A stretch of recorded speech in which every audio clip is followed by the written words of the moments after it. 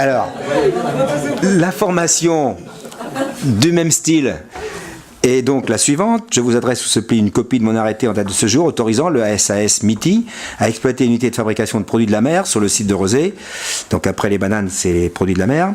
Sur le site de Rezé, Zac Labrosse, rue des Fontaines-Laurent. Le conseil municipal de votre commune ayant été appelé à donner son avis sur cette affaire, je vous serai obligé de bien vouloir l'en informer. Donc je ne fais que vous informer de la décision. Et là, il est dit qu'effectivement, vu les observations du conseil municipal de Rezé, vu les observations du conseil municipal des Sorinières, et c'est tout. Les deux autres ne se sont pas exprimés. Donc voilà. Donc vu tout ça, il autorise la société MITI. Je vous rappelle que nous avions fait un courrier en date du 18 avril, précisant, attirer l'attention du préfet sur un certain nombre de points de vigilance et faisant un certain nombre d'observations. Et bien entendu qu'il les a forcément lus, enfin le préfet ou les services de la préfecture, non mais c'est pas ni le préfet ni la préfète qui ont lu ça, hein.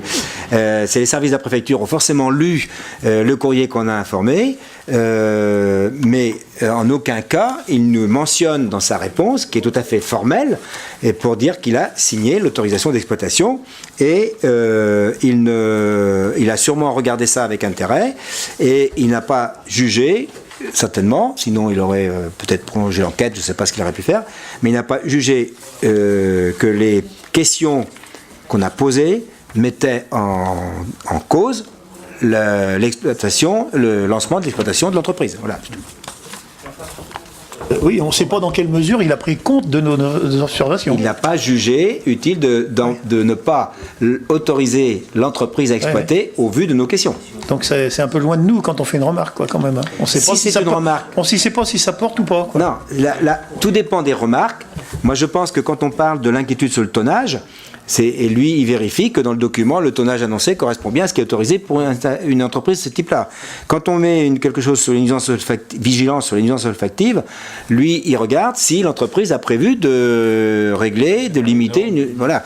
Bon, après, s'il estime qu'effectivement, dans ce qu'on a soulevé, il y a peut-être une limite, eh bien il peut effectivement, quand il y a eu FERS, là, qu'on était intervenu avec des demandes précises concernant la hauteur d'état, qui était indiquée limitée à telle hauteur, et quand il y a eu les envols de produits, alors que normalement tout devait rester dans le même endroit, bon, eh bien on a écrit au préfet qui du coup a fait une visite sur FERS, pour dire que ce n'était pas conforme, effectivement, avec ce qui avait été marqué dans l'autorisation d'exploitation. Donc là, on l'a alerté sur un nombre de choses. Si un jour, on constate, nous, rue des Fontaines-Laurent, qu'il y a des nuisances olfactives, eh bien, on envoie un courrier au préfet pour lui signaler les faits, et lui, il ira voir, effectivement, les services. Là, on a un bon exemple sur ce qui s'est passé sur FERS, où on a été alerté par les services de la préfecture qui ont missionné quelqu'un pour contrôler. Donc, c'est pas totalement inutile ce qu'on écrit, mais sauf que ça ne met pas en cause l'autorisation d'exploiter. Voilà. Pas d'autres questions là-dessus ? Et enfin, une dernière information. Alors là, il y a un document à l'écran, je crois. On a été saisi d'une demande d'enregistrement pour une exploitation agricole située sur la commune de Couex. Chacun sait où se trouve Couex, en Vendée. Bien sûr. Alors, qu'est-ce que tu as comme document là ? Ça, c'est le début. Et augmentation des effectifs. Donc, en fait, c'est une entreprise qui augmente ses effectifs bovins et qui est une installation classée pour la protection de l'environnement et qui demande à étendre sa surface d'épandage. Donc ensuite, qu'est-ce que tu as ? Veux-tu passer plutôt au tableau avec les parcelles concernées ? Ça, voilà. Donc dans les parcelles concernées où il a indiqué qu'il disposait de surfaces agricoles où potentiellement, je dis bien potentiellement, il pouvait étendre ces épandages il y avait donc effectivement 3 parcelles des Sorinières et 4 de Vertou, tout le reste est sur Couex. D'accord ? Donc en fait, il avait besoin d'annoncer un nombre d'hectares potentiellement capables d'accueillir de l'épandage, et il a mis tout ce qu'il avait où il était locataire. En fait, il s'agit, tu vas montrer la carte maintenant, si tu peux, Daniel. Il s'agit de terres appartenant au comte de la Bretèche. Alors, là, j'ai pas la... Ouais, le château est là.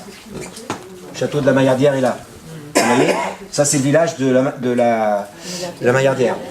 Et la route qui va, la route de l'Aufrère, qui va vers Rezé. Donc, les parcelles que vous voyez ici sont des parcelles qui sont ici sur les Sorinières, et là aussi, et là c'est sur Vertou.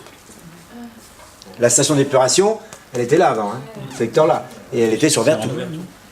Bon, donc de toute façon, toutes ces parcelles-là, il les exploite au sens où il paye un fermage au propriétaire, et donc c'était pour augmenter son quota de surface agricole, potentiellement capable d'accueillir des épandages. Une autre page, Daniel, rappel réglementaire relatif au calcul des surfaces d'épandage. C'est avant. C'est ça? Oui, celle-ci, oui, voilà. Et donc, concernant les parcelles que je vous ai montrées sur les Sorinières et Vertou, et toute la zone est concernée par une interdiction d'épandage. D'accord? Donc, la conclusion, Daniel, tu l'as, cette conclusion, non? Non. Conclusion, compte tenu des motifs d'exclusion, les parcelles exploitées sur les Sorinières par le GAEC ne peuvent faire l'objet de l'épandage. Donc ça, c'est les services de la Chambre d'agriculture qui ont indiqué ça. Après contact avec le GAEC, ces parcelles sont trop éloignées de leur exploitation, feront l'objet uniquement de broyage. Cependant, il convient d'être vigilant sur le devenir de ces parcelles. Voilà ce qu'il y a dans la conclusion du dossier. Donc tout ça, c'est pour vous informer et que il y a une demande d'enregistrement qui est faite par la ferme de la Brossardière et de la Chetivière à Couex. Donc, puisqu'on a été saisi d'un dossier, s'il y en a qui veulent le consulter, hein, il fait une centaine de pages. Et donc, voilà, c'était pour conclure que vous étiez bien informés qu'il y avait une demande de zone d'épandage, mais qui n'est pas possible. C'est tout. La séance est levée. Est-ce qu'il y a d'autres questions? Non? Donc, la séance du conseil municipal, pour la première fois filmée par TV Rosé, que je remercie de sa présence, donc est terminée. La prochaine, c'est au mois de septembre, je ne sais plus quand. Ah oui, demain, on se retrouve tous ici.